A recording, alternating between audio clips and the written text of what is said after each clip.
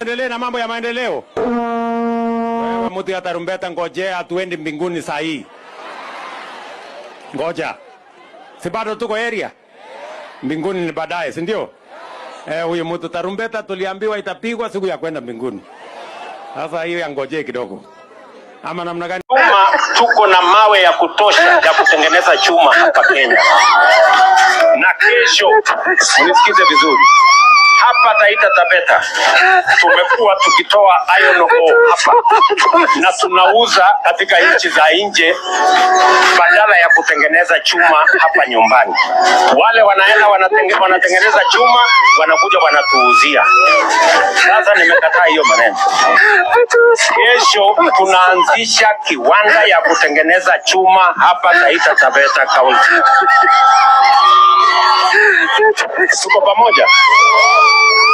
Hapa tumepata mwekezaji ataweka shilingi bilioni 11 na ataajiri vijana ya zaidi ya 5,000 kutengeneza chuma kutoka mambo ya iron ore ambayo tuko nayo hapa Taita Taveta.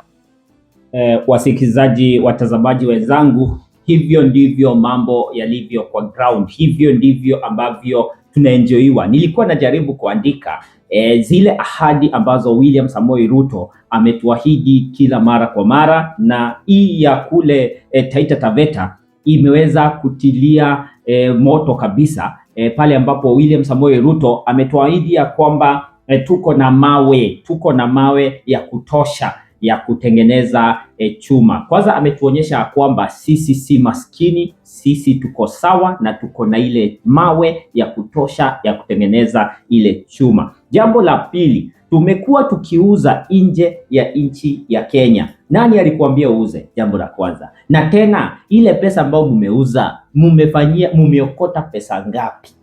Mlikuwa mnauzia akina nani? Tuachane na hiyo. Tumekuwa tukiuzia watu wengine wa kule nje. Haya, tumepata mwekezaji. Lazima upatie wananchi hope. Tumepata mwekezaji. Na sio kupata peke yake. Analeta bilioni 15. So, watu wanasikia mwekezaji anakuja na analeta bilioni 15. Hiyo ni tiki. Jambo lingine, kesho tunaanza kiwanda cha kutengeneza hiyo chuma hapa Kenya, hapa Taita Taveta. Kesho, si kesho kutwa. Kesho tunaanza hiyo kiwanda. So kiwanda haijajengwa, lakini kesho tutaleta mafundi, watakuwa wameshamaliza hiyo, na kesho tutaanza kiwanda.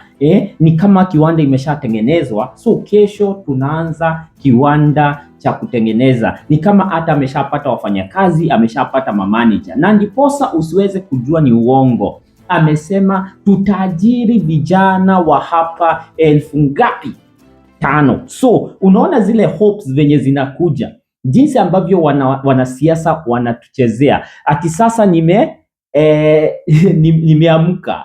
Amesema ameamka ama amekasirika. Sasa amesema ni kuanzia hapa. Ni kuanzia hapa na ni kuanzia sasa. Nimekasirika na hiyo maneno, hatutakuwa tunauza chuma nje ya nchi. Na jambo la mwisho amesema tuko pamoja.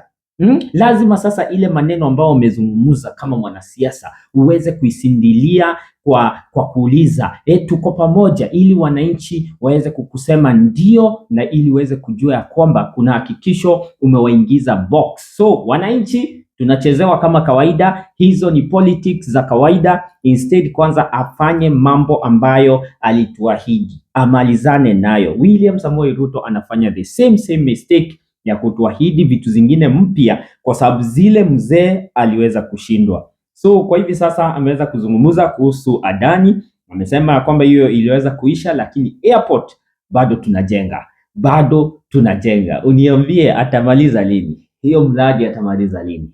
So I wish you all the best. May God bless you so much. Kama ni mara yako ya kwanza kufika hapa siku ya leo, please na kuomba uweze kusubscribe, like and share, ili napoenda kuwekea video kama hizi za kisiasa unakuwa kwanza kabisa kupopi na kupata uhondo wa siasa zetu nchini Kenya, Afrika na dunia nzima, bila kuegemea saidi yote ukabila, siasa wala dini. Nataka usikize tena, ni kitu ambacho tumekuwa tukizungumzia, lakini wa Mushomba nampenda sana kwa sababu wanga anagonga maneno pahali ambapo yanafaa kugongewa. amemwelezea William Samoei Ruto awache miradi ambazo ni mpya, amalizane na zile mzee ama ahadi ambazo tulikuwa nazo. Watch this video na ukuwe na wakati mzuri. Bye bye. Na hawa wajisimamie na wachangie katika kupeleka taifa letu la Kenya mbele. I don't know what is this obsession President Ruto has with new things. When he came in, he found Linda Mama. He realized Linda Mama, and I don't know how he realized, because he's not a woman. He has never been in a maternity ward. He has never delivered a child. So I don't know what is this obsession he has with removing what he found to bringing what he thinks is new and creating confusion and mess. He found a very good working program called Linda Mama. He collapsed Linda Mama without any public participation and brought some other new packages. Shisha, shui, shu, shui, sha. Shisha. Linda mpango wa kando. You know. I don't know what is this obsession he has that he has now to collapse the old funding model for our universities and bring a new model. And now he has created a whole total confusion. Our children are getting depressed because they don't even know whether they are going to report to school tomorrow. What is this whole obsession of new things? New things? Now, look at where we are right now. We don't have money because we have no operational finance bill. Instead of him finishing old projects, he's now going for new. Everything is new. Everything is new. And he has no money. So where is this obsession coming from? And by the way, I sympathize with my new Minister for Energy. My new Minister for Energy, I really sympathize with him. Bwana Wadai, wacha nikuambie. Hiyo kiatu umevalia kimeandikwa Ruto hapo nyuma. Hiyo kiatu itakuuma mbaya sana. Because the president is now hopping from one county to the other, launching new electricity projects. Where will he get the money from? Atarudi kwa hiyo gari pale juu, ataanza kuambia wananchi, huyu Wadai nilimpatia kazi ya kuweka stima, nikaenda nikalaunch stima, lakini yeye hakufanya kazi. Wadai is actually cooked. I sympathize with him. I sympathize with my friend Mheshimiwa Badi, huyu wa Treasury. Amepatiwa Treasury na ni sufuria ambayo ilikuwa na ilikuwa na stew lakini imelambwa, hakuna. And what the president is doing now is going out promising, oh, I will do this project, I will do this project, na hakuna pesa. Alafu atarudi kwa hiyo ground come to campaign time. Ataambia watu, wewe huyu Badi nilimpatia kazi, amelemewa. Badi's sufuria is roasted. And they are not stealing corruption. Yeah. So anyway, we are summarizing and saying this. This is not the right time for president to go out launching projects. It is the right time for him to sit down, engage stakeholders, look for solutions for the pressing problems, and look for new ways of raising revenue for this country. I honestly think that the kitchen of all problems in this country is Kenyan parliament. Because it is Kenyan parliament that make laws that are oppressive. It is Kenyan parliament that made the faulty, the unconstitutional, the irregular Finance Bill 2023 that has since now been thrown out by the courts. It is the same parliament that was attempting to make another irregular, unconstitutional Finance Bill 2024, which the greatest people of Kenya rejected. It is the same parliament that is coming up with other laws like the livestock bill law, the privatization law that they made, and many other very oppressive laws. So if the Gen Zs feel that it is time for them to petition parliament, they are welcome. It is within their rights. And we will support them if we so feel they are doing the right thing. So we want to tell the young people of Kenya, we are with you. We will support you. We will stand with you as long as you're making the future of this country better. I would want to be an elderly woman in this country to enjoy what the Gen Zs are fighting today. And therefore, when I have the energy to do so, I will support them, I will fight for them, I will lobby for them, I will advocate for them, because I think they are doing the right thing. One day, one time, we were also very young. And we did what we did to have this country the way it is today. Some of us actively engaged to make or to constitute the current Kenyan constitution. And we went through the thick of that day. That is why we have this constitution. The young people of Kenya should not shy away from advocating for what they think is right. The young people should not feel guilty for being on the road to present petitions to Parliament, because that is their right as enshrined in the Article 31 of the Kenyan Constitution. The right to present public petitions to public authorities. It is their right. And therefore they should not feel guilty, however painful it is, however hard it is, however difficult it becomes. The young people of Kenya should now know that they have the support of members of Parliament like ourselves here. We are no longer going to be intimidated, being accused of, oh, you are funding the Gen Zs, oh, you are inciting the Gen Zs, oh, you are the one who is telling the Gen Zs to do this, because the Gen Zs are people who are schooled. They went to school and we actually gave them free primary education. They are using what we gave them to ask and petition for what they constitutionally deserve.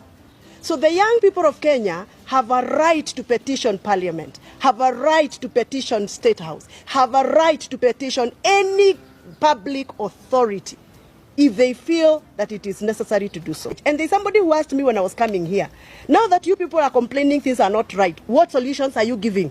What alternative solutions are you giving? Now listen to me. There is no president, there is no way the president will be roaming from one country to the other looking for jobs for our young people.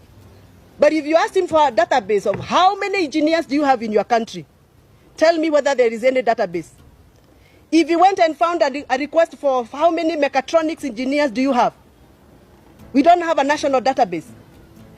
What we want as representative for young people is this. The government must put effort to come up with a national database of unemployed young people of this country, county by county. We must be able to know how many teachers are unemployed from the young people, how many doctors are unemployed, how many engineers, how many lawyers. All that database needs to be put in place so that when we are speaking from a point of information.